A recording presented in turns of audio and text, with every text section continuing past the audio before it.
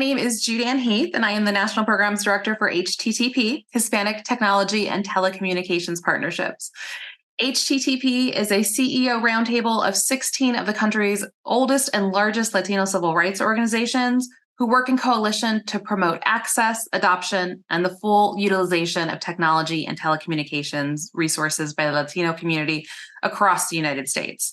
Through our community engagement, congressional education, and by serving as a national voice for Latinos in tech and telecom policy, HTTP member organizations work to support the social, political, and economic advancement of millions of Latinos by facilitating access to quality education, economic opportunity, and effective healthcare through the use of technology tools and resources. This virtual briefing series is part of our Connected Communities Digital Forum and serves as our intro to our Digital Inclusion Summit series that will be happening virtually and in person in the months to come. Our digital series are dedicated to exploring the intersections of ethics, technology, and public policy by engaging scholars, community thought leaders, and civil rights leaders and policymakers from diverse backgrounds to give greater context to the lived reality of marginalized communities in our increasingly digital world. And before we begin today, I want to invite everyone who is watching or joining to join the conversation on Twitter. Follow us at HTTP_policy and using the hashtag DIS23. So today's special edition of our digital forum explores the topic of artificial intelligence. AI has been and is increasingly prevalent in our everyday lives. We are joined today by amazing experts to talk about how we can shape AI in a way that is meaningful and ethical and also inclusive of our underserved communities, as well as how we can also utilize this emerging technology in a way that is safe, and discuss how we can ensure AI is also equitable and how it's being developed and deployed. Today, we are joined by Emily Chi, Senior Director of Telecommunications, Technology, and Media for Asian Americans Advancing Justice, AAJC. We're also joined with Susan Gonzalez, founder and CEO of AINU, and a member of the National AI Advisory Committee to the President. And also Dr. Nicole Turner-Lee, Director of the Center for Technology Innovation, CTI, and Senior Fellow of Governance Studies at the Brookings Institution. Thank you all so much for being here and taking the time to be here today with us. We will have the panelists go around, introduce themselves, their work, their perspectives on how AI is impacting our communities, and then we'll continue with our discussion. So let's start with you, Emily. Thank you, Judeanne. We're so happy to be invited to this conversation. I'm with Asian Americans Advancing Justice, AAJC, which is an organization dedicated to furthering the civil and human rights of Asian Americans and promoting a fair and equitable society for all people. We provide the growing Asian American community with multilingual resources, culturally appropriate community education, and public policy and civil rights advocacy. And in this field, when technology, with telecom, we're working to promote access to critical services, equity in the services, like you said, and products, and really pushing for a future where technology serves and empowers our communities rather than amplifying existing discriminations or continuing to promote harm against marginalized communities. So in this area of work, we have really been focusing on raising awareness about data and the importance of understanding the history and process and power engaged in the process of collecting data that is then used to power things like AI. So anytime we're looking at automated decisions, we want to know what kind of data is this based on and how is that data collected. If you know anything about Asian Americans and data, many Asian Americans are not included in data sets at all, including national surveys, really important federal studies. Official groups, even like Pew Research, admit that Asian American populations can be difficult to document because of all of the different languages spoken, all the disaggregation and diversity within our groups. And so when you think about how AI and automated decisions are based on existing patterns, existing structures, data sets, we really need to think about how that impacts individuals who aren't represented in the data at all, or are misrepresented or have intentionally been misrepresented because of the interests of those who are collecting the data, right? We have a tendency to think data is neutral, that it's scientific, that it's unbiased, but we really have to remember that data is based on our existing society, which includes the good things and the bad things. So we want to remind folks that for groups like Asian Americans who have always kind of been on the end of data collection where it's been used against our communities, using that in these automated systems are only going to amplify and really exacerbate the harms that have always been perpetuated against our communities. So we really want to think about who's in control, who has the power, who's designed the technology, who's testing it, and what are their motivations. So we already see the impact of that in our communities. We know that decisions with this flawed data are being used at the border, with policing, with decisions on who gets housing, who gets job opportunities. We see that it's exacerbating disinformation issues where algorithms that are meant to monitor the content on platforms, really aren't designed for content that isn't for mainstream white English speaking educated privileged folks, but really center and fails to center our communities. So I'll pause there since we have a conversation coming up, but really excited to be part of the conversation. Thank you. Thank you so much, Emily. Susan, with AI and you, thank you for being here.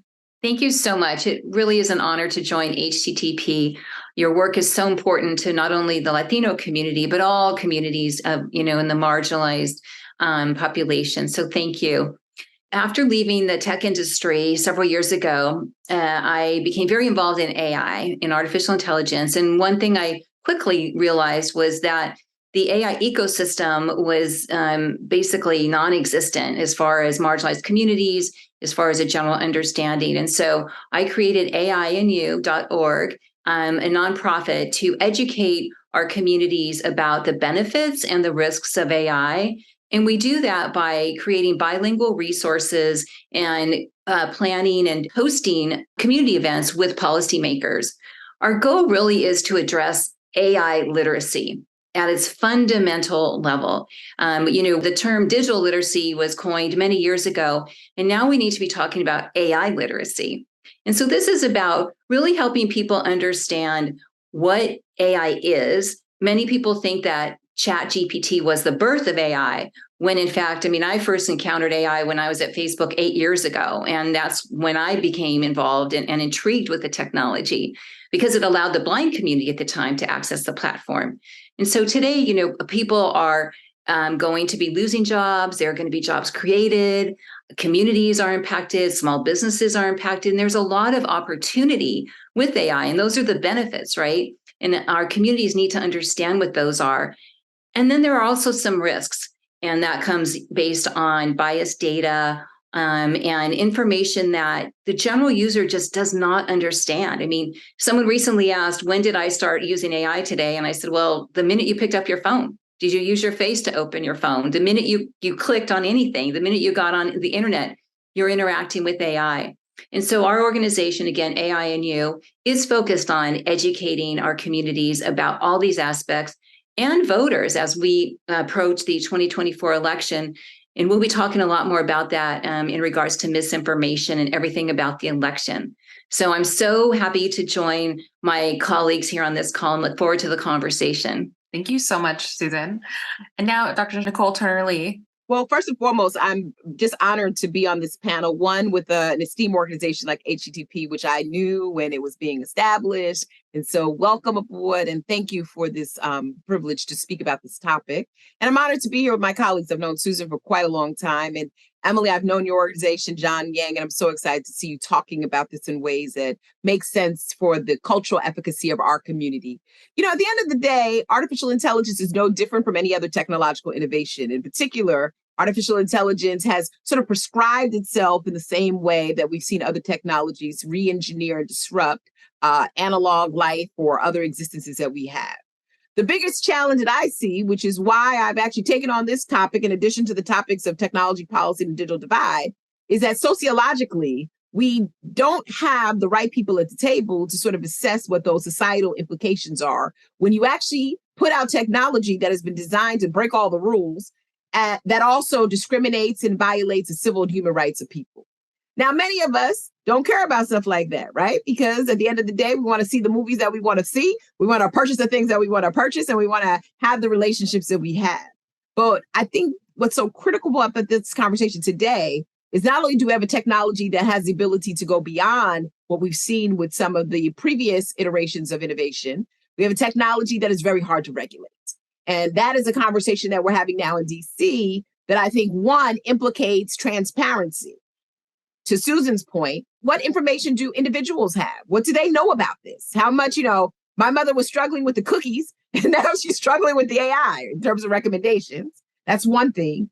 Two, how do we create agency among policymakers who can work within this ecosystem and make the right decisions over what parts of artificial intelligence we should keep because it helps us create vaccinations, it helps us with climate change, and what parts do we need to regulate because it forces ineligibility of mortgages. It may actually keep us incarcerated longer than what we've expected. It also may profile us based on traumatized data that is embedded with the history of this country and the world that has traumatized people of color. So with that, what I would suggest as we have this conversation is we've got a big landscape before us. And I think people of color, particularly vulnerable populations, have the ability in this space to define those rules as history gets written instead of being part or what I call the commodities of AI, where we're basically the subjects. And so going forward, it's important for us to be engaged in policy conversations on what constitutes AI education. What do consumer disclosures look like? How much do we assess risk in the policies that we put forth? What agency do individuals have when the AI makes a wrong decision or decision that lands us with additional bail and sentencing? How do we negotiate through that? And I think that's a really important question we should have right now. And how does US policy harmonize itself with global policy? And then I think the second thing is for people of color, where do we fit in this stage so that we don't have a regression of civil and human rights that we fought very hard for? And how do we avoid technology becoming a driver of misinformation, voter suppression, and other things that the technology has the granular ability to do in ways that we've never seen any kind of technology we've had before. So I'll stop there. So as you can see, this is an area that I'm glad that the organization is actually talking about because it is on the minds, as Susan said, didn't start with generative AI. We really haven't settled some federal privacy issues as well as some additional original AI challenges. But I'm glad more people are talking about that and more communities of color.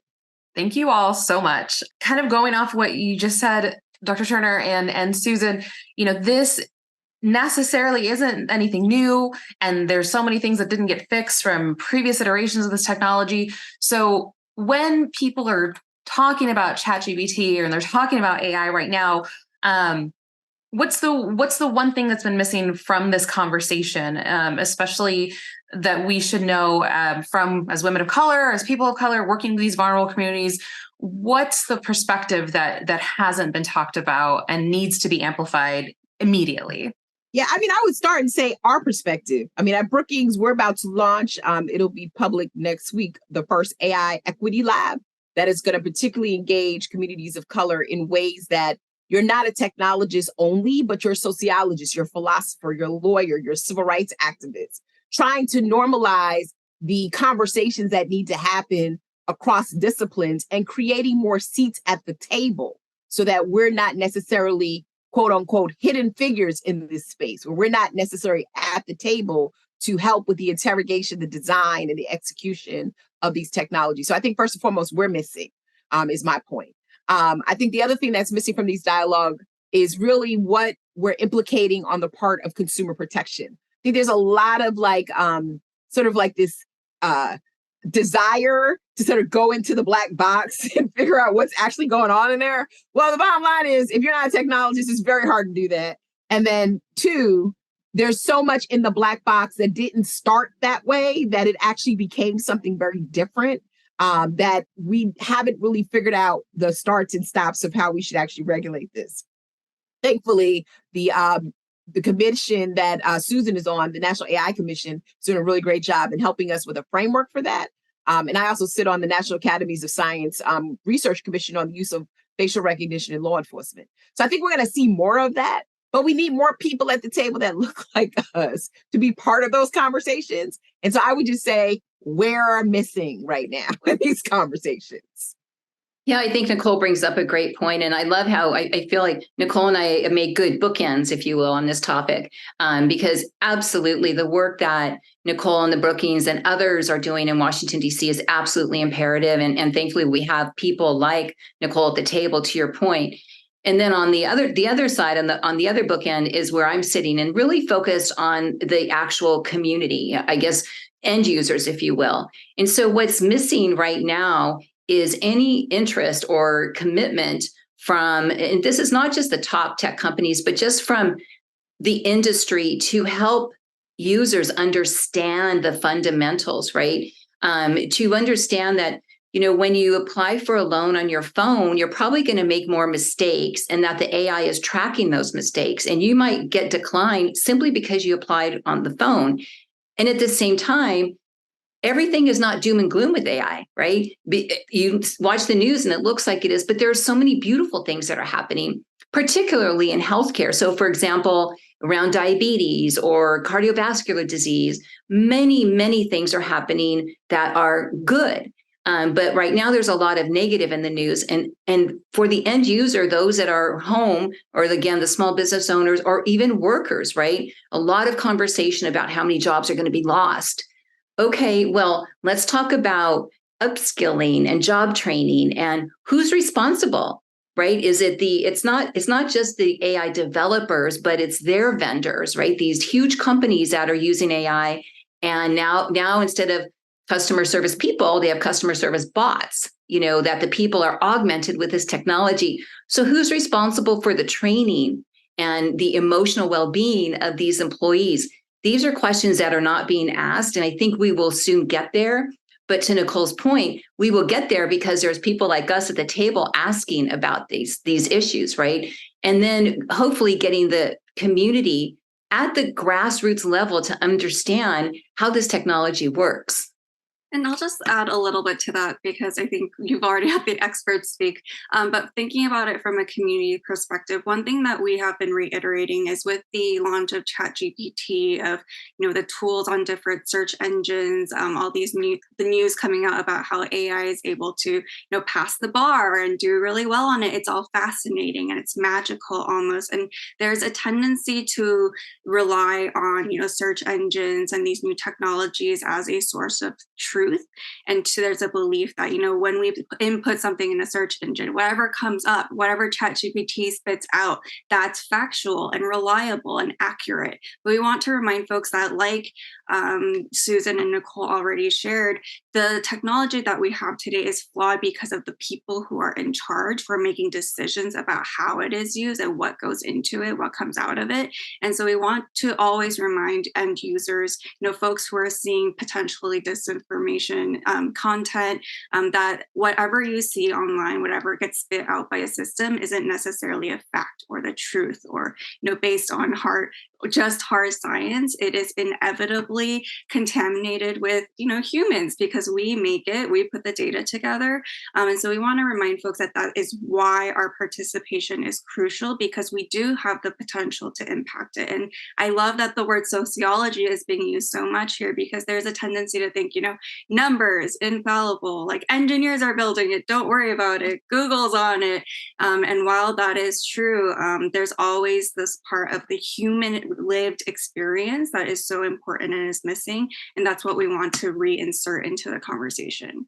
I love all of those points. And so in an ideal world, what would not only the technology look like from the back end, but also what sort of possible policy regulations could we kind of recommend, or that could possibly use? Because like we said, these are not necessarily new issues, but they're going to become much more prevalent and far longer lasting, and kind of exacerbate this. So ideal not only with the technology, but ideally also with some regulation and policy.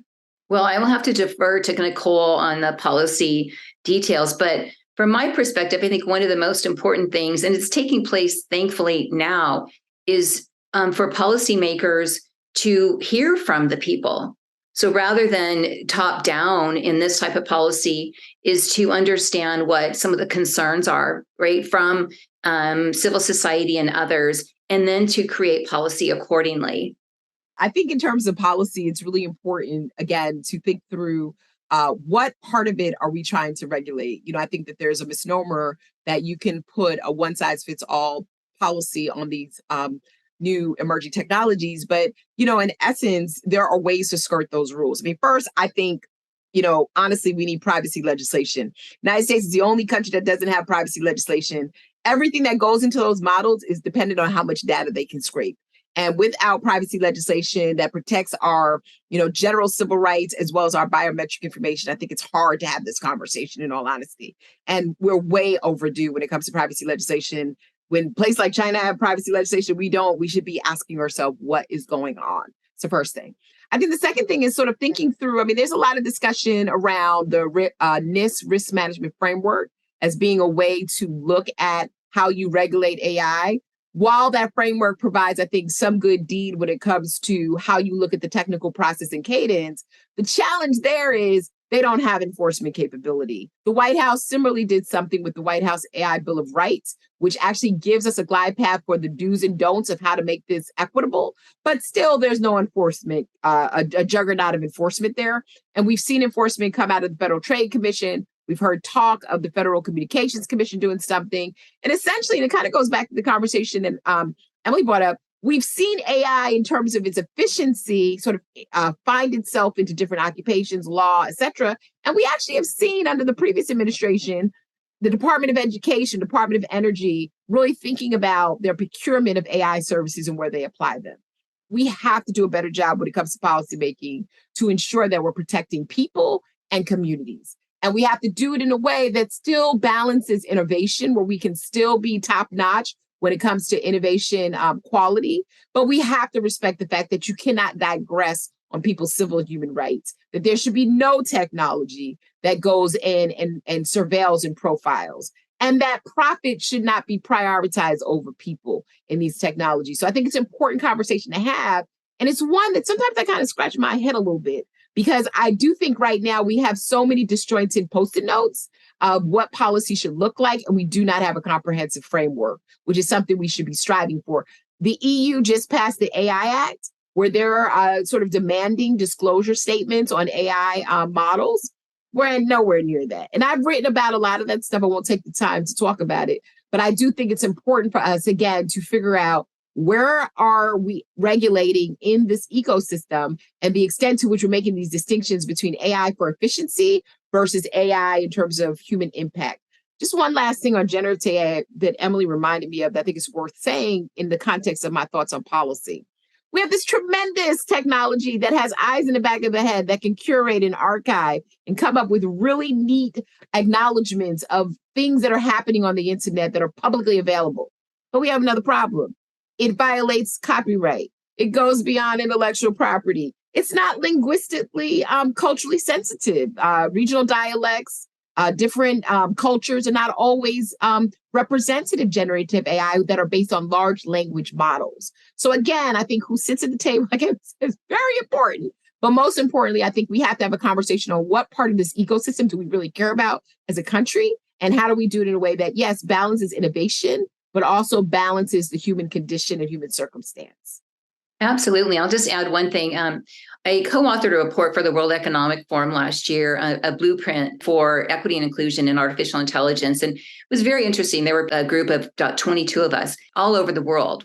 And what we concluded was that we needed to recommend, which we ultimately did, changes in the life cycle of development. And so, to Nicole's point, and Emily's as well, is that today's developers are limited in their diverse experiences, if you will. And so it's a very, narrow mindset that is developing these tools that we are touching every day. And so one of our recommendations was that the development life cycle be reviewed to include these different perspectives throughout the development, rather than creating a tool and shipping it to find it doesn't work or it's discriminatory, and then to take it off market because it's already impacted, it's already sent people to prison accidentally, right? So there's that. And So how do we balance all of that? And then meanwhile, as a policy issue, it is complicated for policymakers to wrap their heads around this topic.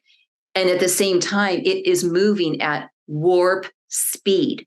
And so in a matter of months, things look very differently. And so it's an interesting balance of educating policymakers, keeping the end user abreast on what's happening while this bullet train is just moving. Sure, and I'll just do a big +1 to everything Nicole and Susan just said. But from AJC's perspective, I think our North Star is always that all technology needs to be community centered, right?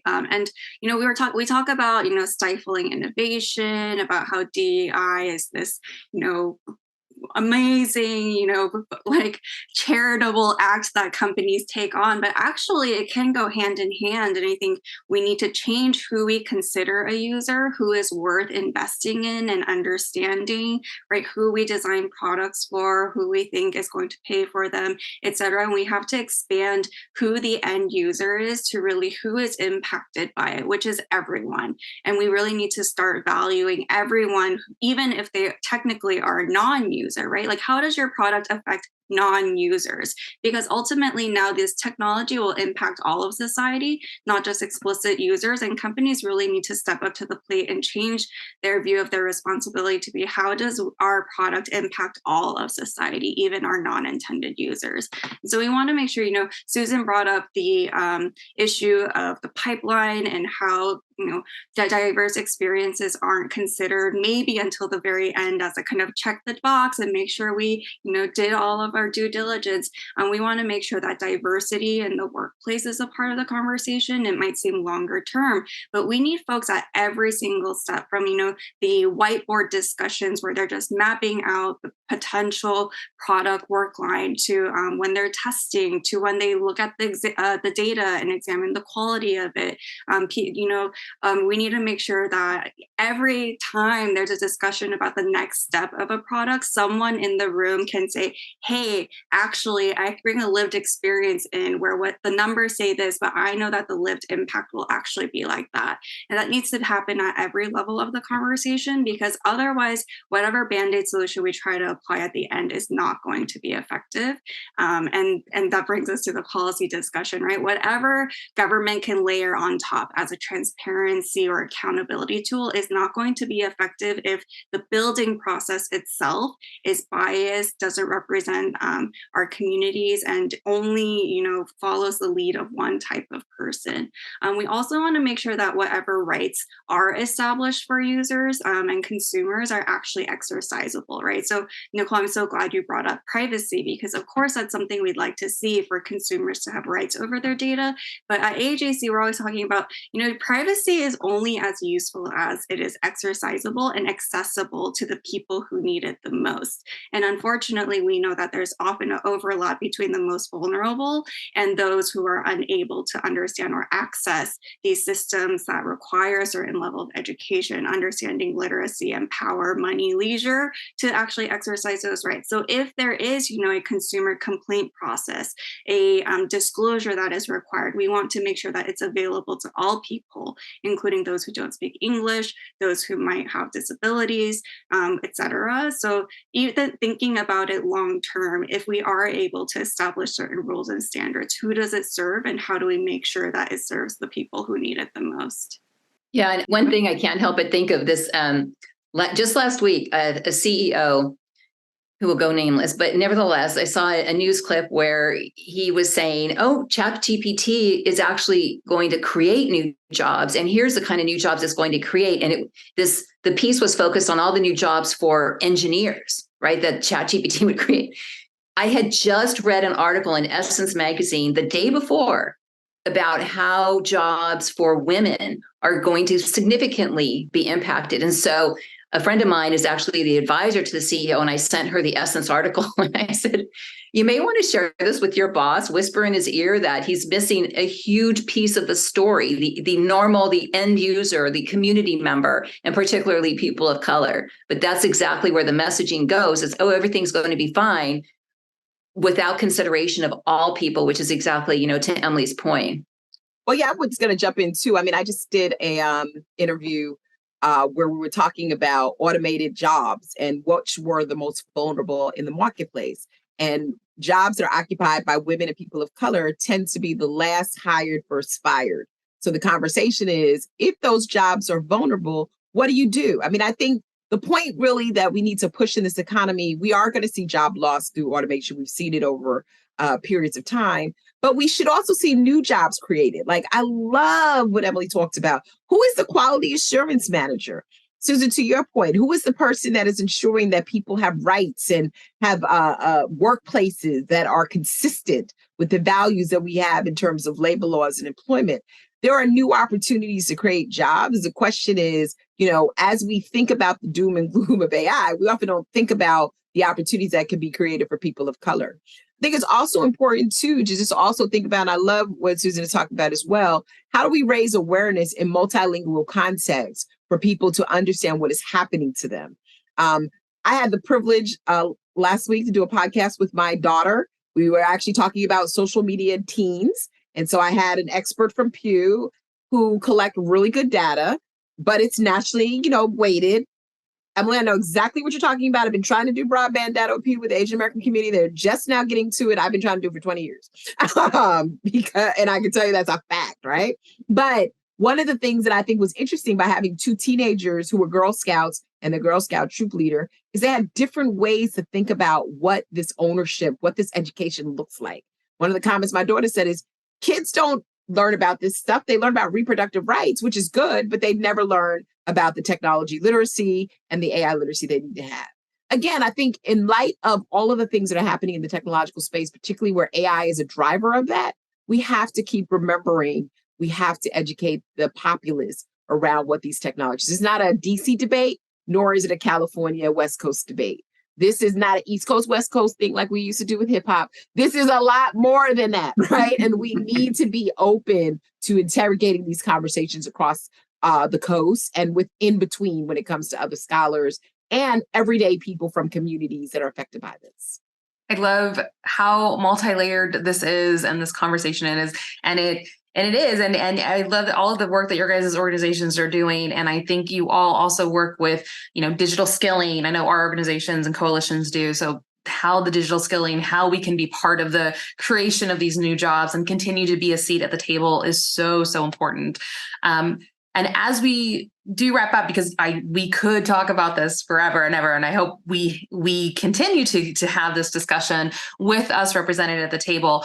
I want to ask each of you kind of the final thoughts, and if you were to tell your community, your end user today, what to think about and what to be mindful as you interact with all sorts of AI day to day, what would you kind of tell them to just keep in mind? Where it is as it stands today? I mean, I jump in and say, yes, there are some perils associated with the technology. So one thing I would start with, I'm like a preacher, I have 3 points. So the first point I would tell people is the technology will do things that we've not been able to do in existing human circumstances in terms of its cognitive ability and in terms of its predictive analysis. There are things that I find with AI that are just so interesting. I had a data point come from the Department of Education who recently released a report on AI.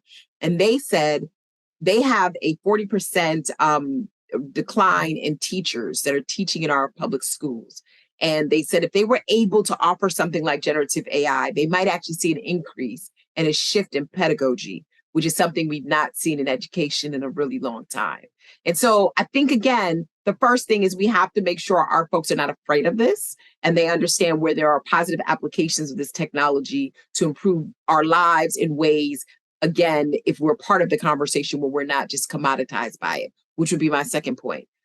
If you are not at the table, you are on the menu. So it is particularly important for us as a community to continue to let people know that this movement that's happening out there on AI that is now showing up on our local broadcast systems and showing up in regular conversation and all over Capitol Hill, we are part of this discussion and we should not be dismissed in terms of our views, values, assumptions, and norms and how this technology should be shaped and deployed. So I would actually tell people, don't sleep on the AI movement, right? And get involved in ways that civil rights groups, civil society groups, socially conscionable industry understand the importance of having diverse and equitable mindsets around their tables to build better products that keep them off the front page of newspapers. And so until we start capturing AI from, I think the things that we're all familiar with in communities of color, from a movement-based methodology, I think that will continue to be commoditized by it. So I would encourage people to sort of see this as a movement towards how we include ourselves in emerging technologies that are coming forward. Absolutely. I concur with everything Nicole said. And I would offer to our communities joining us today, AI is not coming. AI is here, and it's been here. And the studies that are coming out recently, there was a recent report, again, from World Economic Forum on jobs, the fastest growing and the fastest declining jobs as a result of generative AI, which is only one element of the overall AI that we interact with every day on our phones. But the jobs that are listed, these are primarily admin roles, mid to lower management roles. And who are in those jobs? Those are communities of color. And so my call to action would be, is if you are in that type of a role, or even in a potentially automated role, start asking questions. Ask questions at your job.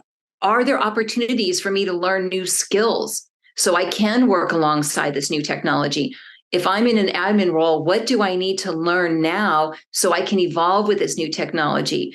Because what could happen, to Nicole's point, is our communities are just sitting, not understanding that it's not coming. This is not like Star Wars or The Matrix, that it's coming someday. It's here now, and it's moving at warp speed. And our communities, particularly workers, need to be prepared and need to be asking questions now. Yeah, I want to plus one to everything Susan and Nicole said. Like I said before, they are amazing experts on this. But from where I sit as someone who's a community advocate, I think there are a few things I'd say to our community today, which is, number one, like, this isn't game over, right? Like, we don't have to sit here and admit defeat. The work that we always do as civil rights advocates, as community leaders, is the same here, which is we have to fight for our communities to be rightly represented, to count, to matter, to be valued, just like in any other type of policy or advocacy work. The second thing I'd say is there's small things we can do, like we mentioned privacy. I think for a really long time, privacy rights seemed like this obscure, far away, formidable, but too ambiguous to take seriously, right? When people say oh, our immigrant rights are at risk, our healthcare is being taken away from us, et cetera, that I get it. It's very, you feel it. It creates panic. But when people talk about privacy, it often seems obscure and far away, but this is exactly how it's going to show up every day for us. So I love what Nicole said earlier, which is privacy is critical here. And each of us, even with our limited privacy rights today, have choices we can make. And so I'd really encourage folks to take responsibility and make an effort to understand the rights and exercise your rights, because that matters. And last, I'd say there's so much power in our lived experiences and our narratives, our histories, and our stories. That is what is going to push against the oppressive and more biased, discriminatory versions of not just AI, but all tech, right?